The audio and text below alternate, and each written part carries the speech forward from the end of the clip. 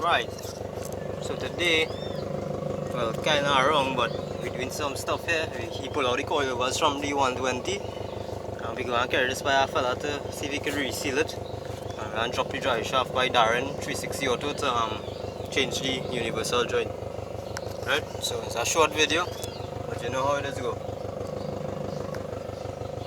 2 hours later.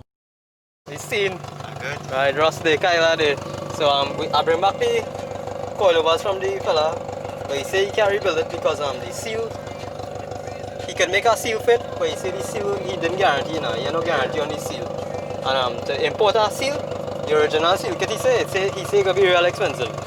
So it might cost you better to buy over a set of coilovers than to actually build over this. So I don't know what we're doing with this yet. So yeah.